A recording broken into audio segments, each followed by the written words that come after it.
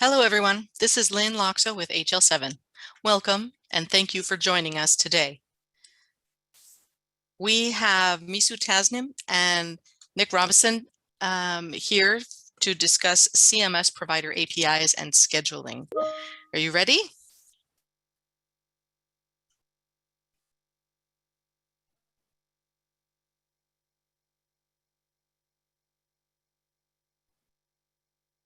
We're ready. Thank you, Lynn.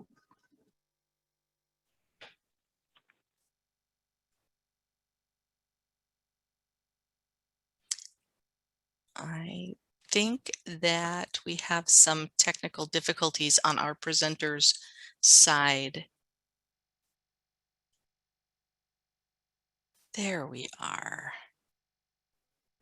Take it away. Awesome. Thank you so much, Lynn, for that introduction. And thank you to the audience for showing up today. And I hope everyone's having a great first day of FHIR Dev Days. We're just going to jump right in here. Our topic today is our users on FHIR, designing standards with users at the forefront. And what does that mean? So today I've got with me Nick Robinson, and I will let Nick introduce himself in just a second. My name is Misu Tasnim. I'm the director of our digital service team at CMS, overseeing that portfolio. My background is in engineering. I've been in health IT since 2013 and working on both Medicare and Medicaid. So this topic has been very, very interesting in defining the standards. But with me here today is somebody who has done a tremendous amount of work with the community in defining those standards. So I am very pleased to have Nick Robinson co-present with me. Nick. Hey folks, good afternoon. My name is, like Misha said, my name is Nick Robinson. I'm an engineer with US Digital Service, working with CMS and CDC and a couple of other groups. So my background, I'm a health informaticist by training, did my graduate work at the University of Washington, where I was first exposed to FHIR. Since then, been at the Digital Service for about 2 years, worked on a variety of projects, a couple that folks might be familiar with, the data at the point of care project at CMS. I was the initial technical engineer there. Spent some time on the COVID response, working with CDC Simple Report and report stream applications, and now back at CMS working on some interoperability projects for Medicare innovation.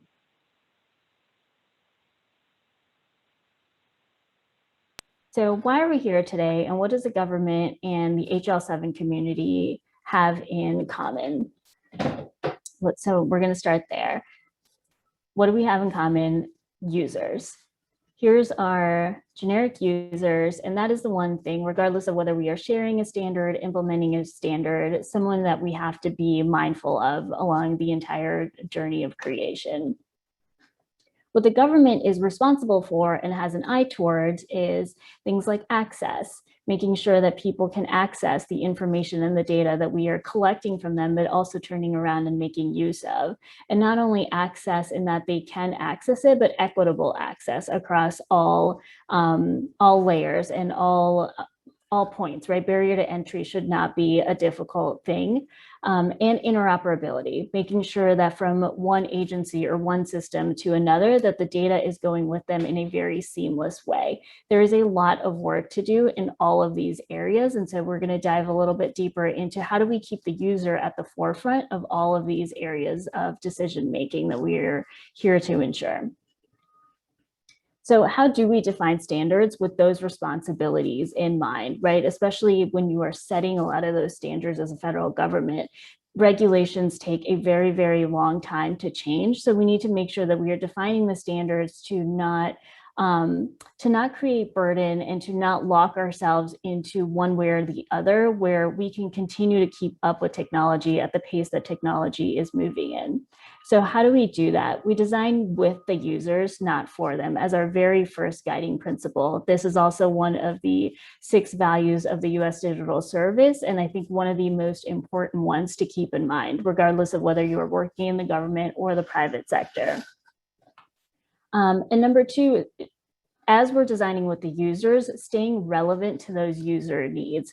A lot of times we will see, well, there's a requirement and we should just build a system because that was one of the requirements, but the inflexibility and the rigidity to not stay relevant with the user needs can make or break a product or a service offering. And promoting accessibility along the way at every layer. Accessibility can mean something as simple as having software that reads the words out loud on a screen, making sure things are 508 compliant and are visible to or legible to those that are visually impaired or hard of hearing. But accessibility could also mean, how do you access something that we have as we move more and more towards a digital world? How do people who don't have access to that digital world access it? So defining standards that can transcend across paper and digital. And how do you reduce burden along the way? When it comes to a consumer product, consumers have a choice to use a product or not use a product. If it is too cumbersome or if the barrier to entry is too high, a consumer can walk away from a certain product. However, when interacting with government services, you don't always have that luxury, right? I can't, because it is difficult for me to renew a license, I can't decide, well, I'm just not going to renew a license because that form is too annoying, or the DMV is not open at convenient hours. So making sure that the government is constantly thinking of reducing that burden. So a couple of federal initiatives that folks on the call may or may not be aware of, I just wanted to call attention to. So over the last 2 years, we've put out a patient access API. Some of you might be familiar with Blue Button, and then what Nick mentioned, data at the point of care. These are some of the products that were very early APIs that the government put into not only use, but also into regulation. So what that does is it shares claims data with patients and their caregivers. And then next, we put out the provider directory API, sharing provider data. What hours are providers open? Are they seeing new patients? And then now, as we have entered into COVID, this one hasn't made its way into rulemaking yet, but we have worked with the external standards bodies to figure out, how do you schedule and how do you send that information for scheduling, which is not a small feat, it's very complicated. How do you do that over an API? However, users don't need APIs, they need answers, right? You've never walked into a doctor's office and said, excuse me, I'd like access to my patient access API, please, right? What you probably want to know is, have I been vaccinated? When is the last time, and do I need a booster shot, right? Do they speak my language? Can my elderly parent show up there in a wheelchair? Those are the things that we need answers to as a patient or as a user in the healthcare system, not which APIs has this doctor or this hospital implemented in their health IT system. And so how do you do that? One of the use cases that we're going to dive into today as part of the tutorial piece is the deep dive into the scheduling API, which has become that much more relevant and impactful during COVID and being able to schedule vaccines. So with that, I'm going to turn it over to Nick, who has done a lot of work in this area, to take us through that. Hey, thanks, Misu. All right, folks, we're going to get to have some fun today. We're going to get to talk about this new API that I've been working on, that a huge group of people have been working on in the community over the last several months to really address sort of a real-time public health challenge. And before we dive into all of that, I really want to say that this obviously has been an incredible community effort. And to me, it's been incredibly exciting to watch the effort, the energy, the expertise, the foundation that the FHIR community has put in over the last several years, to see that turned around so quickly into something that has a direct and positive impact on the American people. I mean, this has just been incredibly exciting. All of these things that we've talked about at all the late nights and the conferences and the hallways, the water coolers, the late nights pounding away on code on our laptops have really come into fruition, where we've had this incredible foundation to reorient towards this immediate challenge and see some success achieved within just a handful of weeks and months, which has been really exciting. So thank you all for being a part of that, in even the small ways of helping build a community that is capable of doing something like this. So the Scheduling Inc. API came about through the Smart on Fire Foundation. So folks like Josh Mandel have been working really hard on this, and I want to give them all the credit for kicking this off. So really, it's designed to solve a challenge, which is as an individual who wants to get their COVID vaccine, how can I find an available location, and how can I schedule a convenient time slot in order to do that?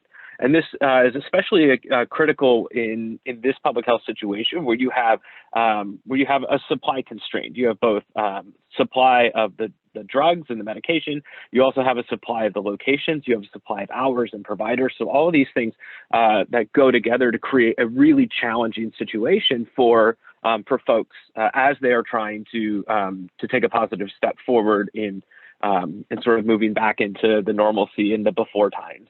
And so the fire community came together and said, well, let's try and address this to the best that we can. And the most important thing that we really focused on addressing was how do we get into an interoperable and communicatable format the locations and the schedules of which these locations are providing vaccines. So the Smart Scheduling Links API it builds on top of the bulk fire standard, so a little bit different than the traditional REST API or traditional resource-based operations that you might be used to if you haven't used the bulk fire standard before. Essentially what it is it's a standards compliant way of specifying flat files or large chunks of data that can be ingested in bulk and then transformed into sort of a transactional or user-focused API. And really, that's what its goal is to surface this information and get it pulled out of the publishers of this information, which would be the pharmacies, it would be hospitals, places like that, places that provide the vaccination service. We want to be able to pull information from their myriad of internal systems and make it available in a standards compliant way. It's actually a very simple standard. It really focuses on just three really simple resources: locations where vaccinations are happening, schedules is what vaccines are being offered. In this case, we're focused primarily on COVID, on the COVID vaccines, but they could easily be expanded to support others in the future. And then finally, what time slots are available. Now, one of the challenges that we faced as we were designing this is that a lot of the information that we wanted to present was not part of the base sort of fire the fire specification. So things such as deep linking into provider systems or capacity information. Those were pieces of information that we needed to tag on top of that we needed to build on top of the existing standard to really make it usable in the use case that we had. And it's that piece that we really want to talk about today of our experience of trying to figure out where do we put that information, how do we represent it, what do we need to be communicated, and where do we sort of draw that bounds between the required information and the optional information. So next slide. So we wanted to focus on kind of three user needs from the scheduling API. As Misu talked about, one of the things that the USDS really tries to do is to put the user, the American public, the American citizen at the forefront and say, what are we doing to solve their needs today in the system that they're interacting with? And we really think that's a really critical way of building systems. And for me, I think it's especially acute when working on something like the scheduling API, which is really a back-end approach to solving this challenge. What you get out of the scheduling API is you get a list of large collections or giant chunks of information in everyone's favorite format, ND-JSON. So we have bulk information that's been surfaced out of these systems, and then the question is, what do we do with it? And there are a couple of additional steps that have to go on before that information is available to the end user. But it's really hard to make decisions, make the technical decisions without understanding what that end use case is or what the end user needs. And so we're going to talk about how we solved some of these challenges or how we are continuing to address these ongoing challenges by keeping that lens, that framing or keeping that lens in mind, which is we are building a system that provides bulk access for data. And that's the first step of its long journey to getting to the American consumer so that they are able to do what they need to do, which is book an appointment to get their vaccine to start moving back towards normalcy. So we can break this into three kind of major categories, and we'll go through each here over the next couple of minutes. We have open access, making sure that the data is discoverable and accessible. Data granularity, questions on what we're presenting and how fine-grained does the information need to be. And then finally, optional features, which is what I talked about earlier, that balancing between all the things that could be included in a standard. Where do we sort of tune those knobs between, in the standardese between the must and shall and should and may. And so we're going to talk about a couple of examples there as we go along.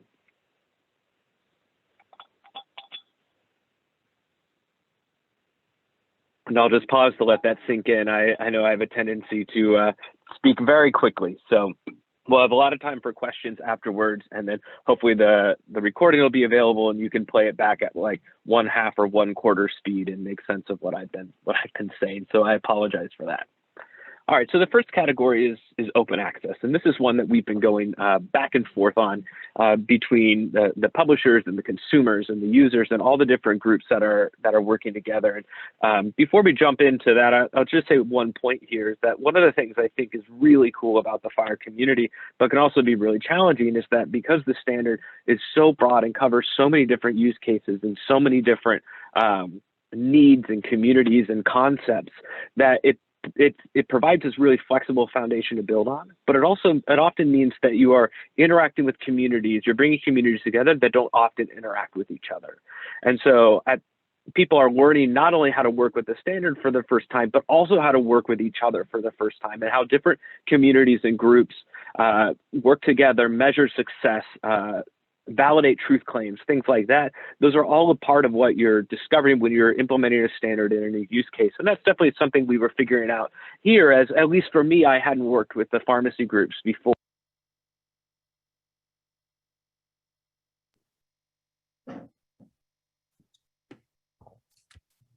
All right, am I back?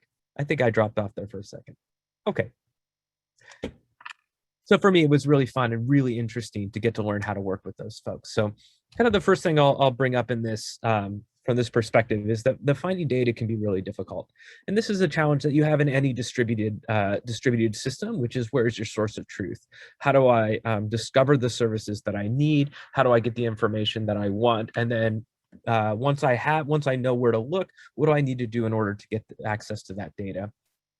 So as part of this, initially we had a very loose coalition of partners that we were working with together. And so early on, it was sort of small enough that all of us were able to kind of know who was providing the data, where it was, what different shape and form was it made available in.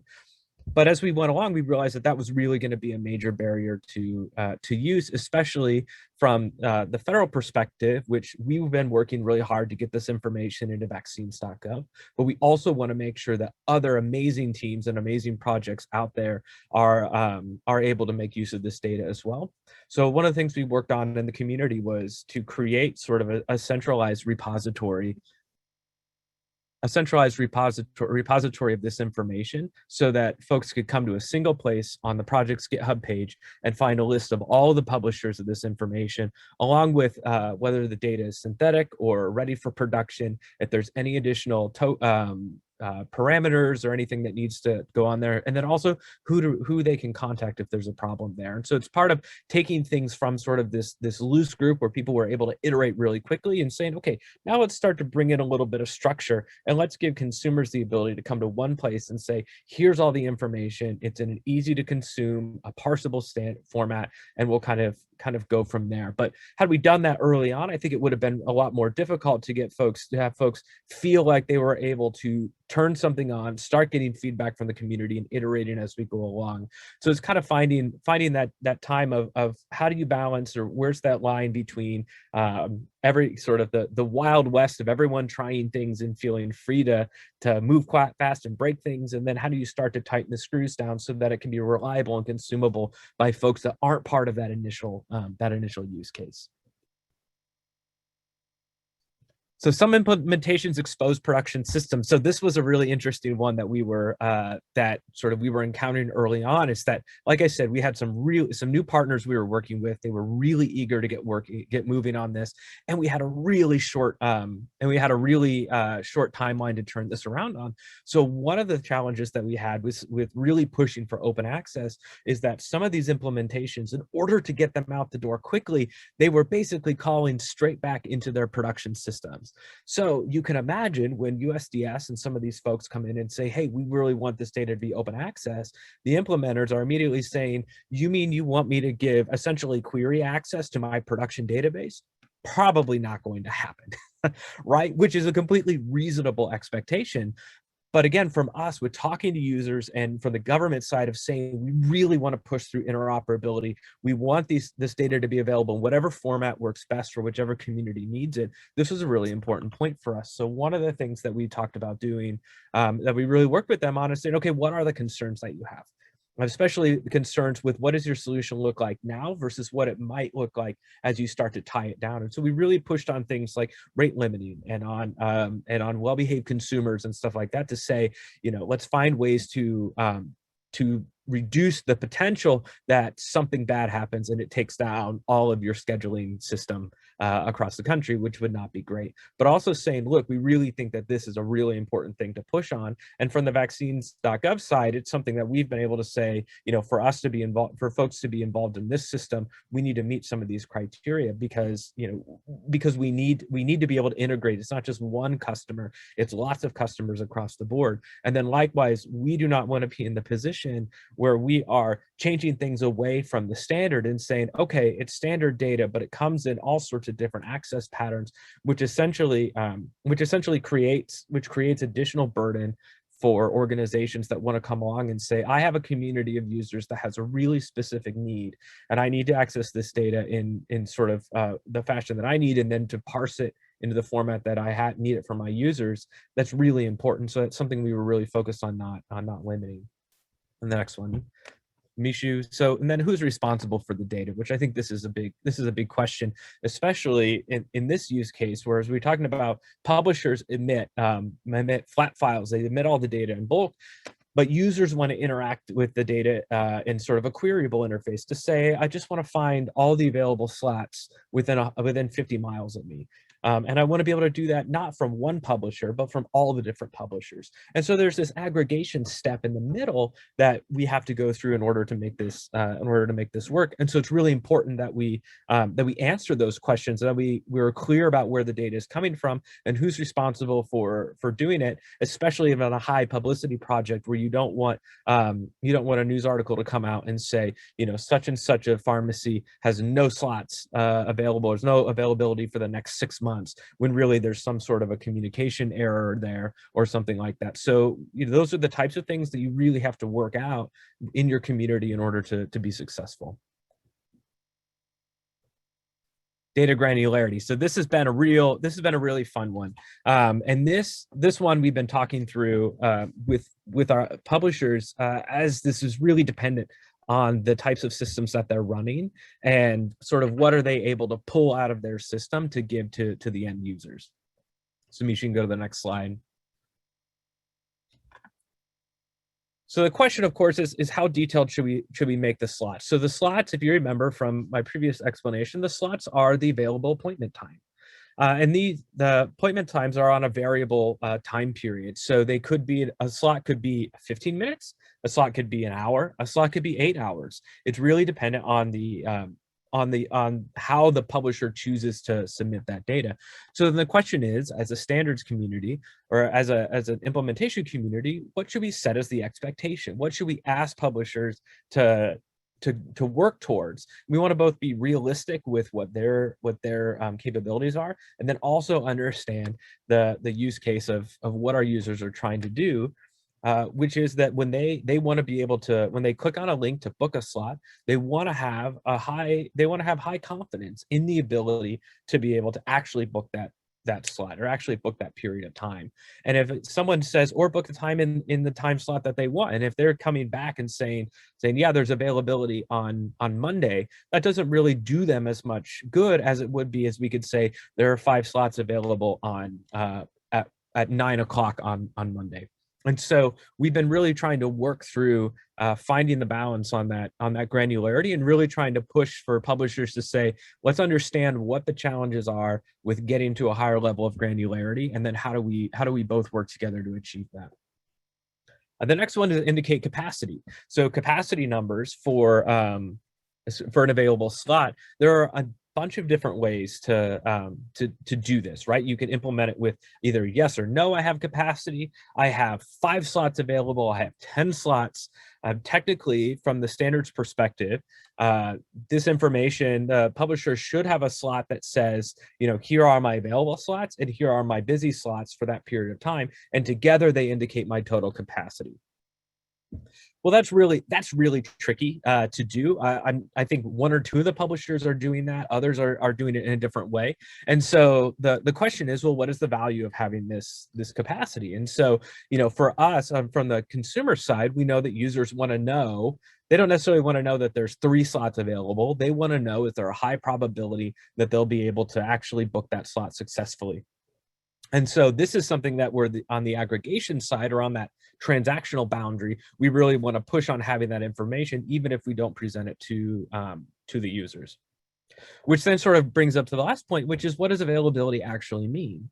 So early on, we had some experiences where users would see that a slot was available. They would try and go in and book it, and there would be an internal business rule on one of the providers that was not allowing them to actually book that point. Maybe it was for a second shot and they hadn't had their first, or it was too early in the time period.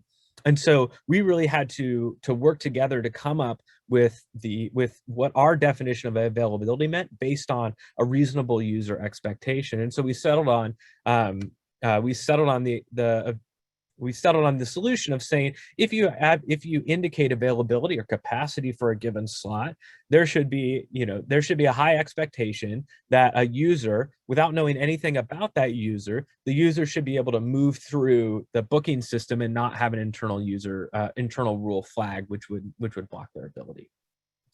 And so the final point I want to make on this slide is that we brought up a bunch of really technical sort of engineering level questions, right? What is the granularity of the system? What do these numeric values mean? How do we indicate a certain flag? These are engineering decisions that really can't be answered without the context of the user's goals and user's needs, right? The decision on how to define availability, the decision on when to indicate capacity or what granularity to go for, is entirely dependent on what the user is trying to do and the ability of the system to solve that user needs.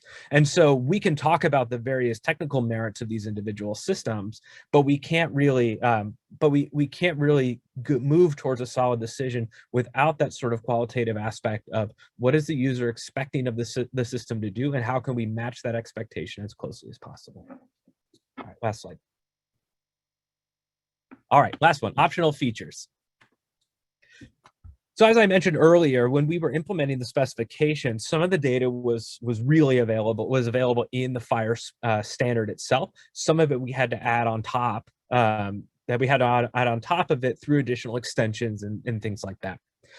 So we want to kind of talk about how we arrived at some of those decisions. So the first one is language support. So as Misu talked about earlier on one of her slides, a question that users have is, do they speak my language? Do they have wheelchair access? Things like that. The accessibility question to do that implementation. And that's especially critical from the federal side when we're talking about equity and equity of opportunity, which is that if I see a slot that is available, is it available to me as an individual and not just some abstract, 2.37 kids demographic individual. And so language support was one that we really went back and forth on, and we'll have something on the next slide. I'll tease this because we have a little bit of a surprising solution, but we'll go from there. The next one is geocoding. So if you spend any time with the location resource, you sort of realize, that that you can have the address information, and you can also have additional position information that gives sort of the geocoded lat-long coordinates of the location. And this is optional. And in the specification, we left it optional. We said we required that you, the profile says that you have to provide an address. And we even went a step further and broke that out and said you have to give us individual address components as opposed to just a normalized address string. But we didn't require geocoding. And that makes sense in a lot of ways. But again, when you are building a system to answer a user's questions, such as how many appointments are available to me within a 20-mile radius, the location of individual organizations is really important. And not only that, we can reverse that information through the address data that you give. But really, the upstream publisher is the one that has the best insight into where their facilities are located and where to find them. It is possible that that the address doesn't match, or that what we would get in the system is going to be a PO box or something like that. So looking back, I would like to say, you know what, I would have really, maybe not required geocoding, but really pushed it on there and said, and been strong on the should. And to put that into the profile warning and say, you really need to include this for us, especially since the other flip side is that whoever is aggregating this information then has to do the API call management in order to get this data back. And we talked about, on the previous slides, we talked about who owns the data. That's a question of, we are potentially introducing error in the system that isn't present in the upstream system, but the data in the upstream system isn't usable to the end user application or end appliance. And so in the middle, we have to sort of enrich the data, at which point we're adding additional potential error, which could be sidestepped if that information was presented for us. So, something looking back in hindsight, it's something I would like to, push on. And the last one I'll get to is update timestamps, which is, every engineer's favorite thing of staleness and when does data refresh and those types of things. But this brought up a really interesting question in this context, because we really have two source systems, right? We have the upstream source where the data is being pushed forward by the publisher, and then you have the data in which it's the timestamp in which it's aggregated by consumer to then make available to the end user. So in the aggregation level, and so you really have two timestamps there, or I guess in technical parlance, you have a bitemporal time, and really it's tritemporal because you have two database timestamps. But you have this of when the data was updated in the source system and when it was last refreshed in the downstream system.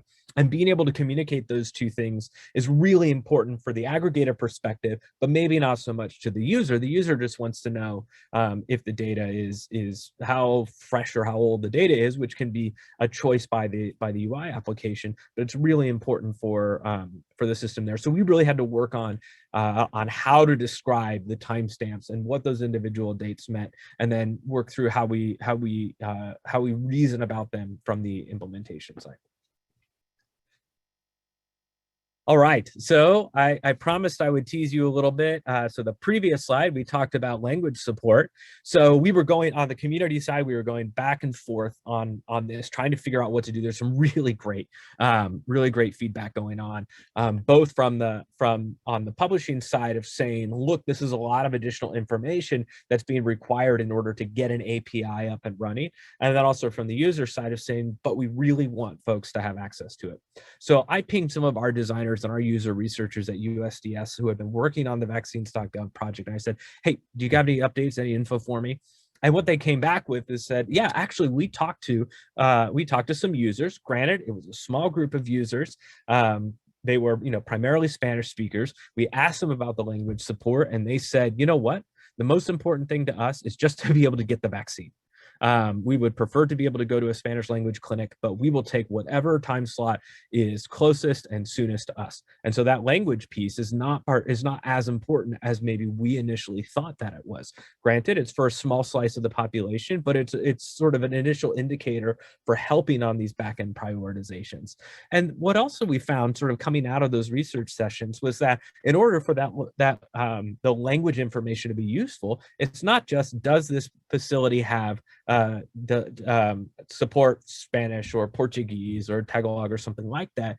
It's at the time that I want to go get my vaccine, is there going to be a translator there?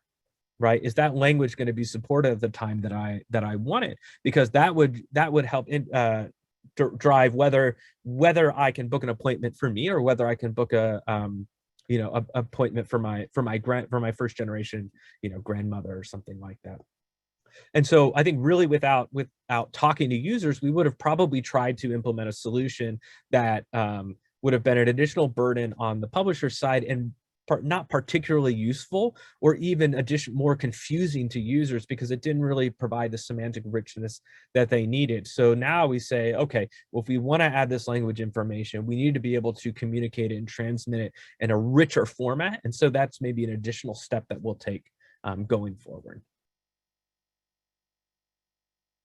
All right, and I believe that wraps up everything that I have. Hopefully that was helpful to give sort of an idea of how we bridge between the engineering side and the human interaction or user design side, and to kind of talk about how we made some of these decisions and these trade-offs within this specific context. We do have 2 questions in the chat. First question, how do app developers get access to the Patient Access API, Provider Directory API, and the Scheduling API?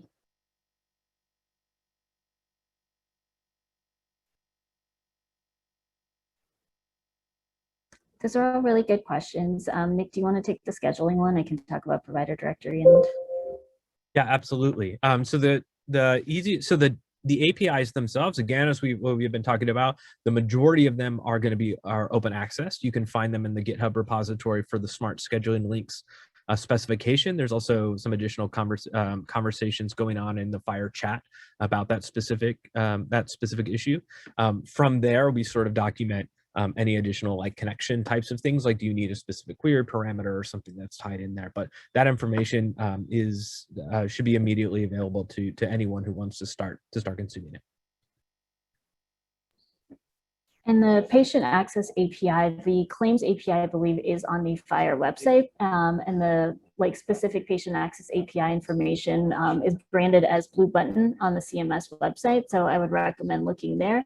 And the Provider Directory API is also on the CMS website, and I'm happy to drop those links into the chat after this if folks have access directly to those pages. Actually, Misu, it would be preferable if you could put the answer into Whova. The Whova will persist after the session has ended, but the Zoom chat, I don't think will be part of the recording. Sure thing.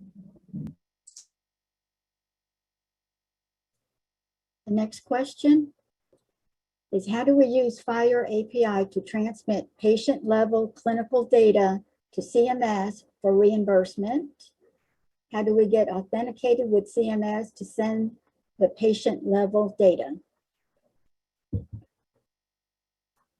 That is a fantastic question, one that has many, many layers to it. So we right now have the ability to interact with several certified applications under that Blue Button umbrella, where you can get authenticated, you can get an access as a developer, build an app and get access to that claims data.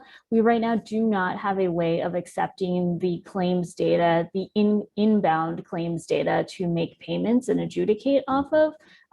Hopefully we get there. So I would love to stay in touch. We will put up our contact information after this slide for folks that want to reach out and learn more and keep talking about it. And then the other part of it is, how do we, sorry, can you read the second half of that question again, Lynn? The second half, let's see. How do we get authenticated with CMS to send the patient level data? Yeah, so again, sending them the patient level data, it would depend on why and what the interaction is for. To adjudicate a claim, that part is not available just quite yet, but to receive or interact with the patient level data, I think the Blue Button and data at the point of care APIs would be the best way to do it. So Nick, do you want to say a little bit more about how to get access to DPC in that community? Yeah, absolutely. So we can put a link in the chat as well. So the dpc.cms.gov has a waiting list that you can a queue that you can join to start onboarding into that environment. It also makes available to you the synthetic data sandbox, which is the same one that's used by the Blue Button project itself.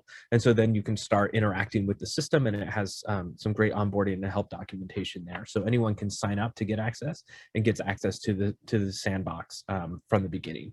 And it mirrors the production environment pretty closely. So it has the same like authentication requirements and things like that. So you can really test out your implementation before you go from there.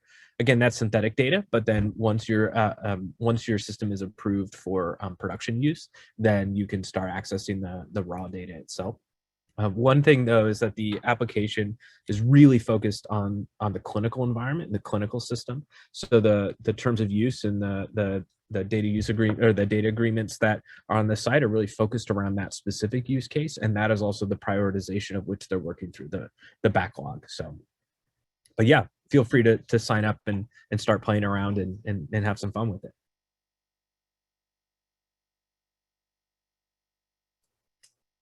And those are the only two questions we have right now.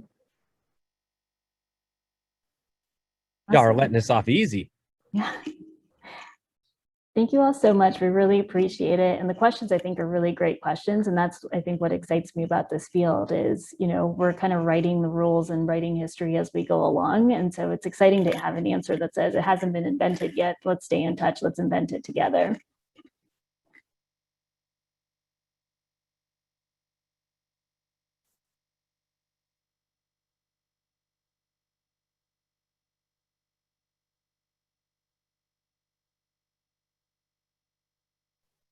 Great. I'm going to hand it over to you, Diane and Lynn.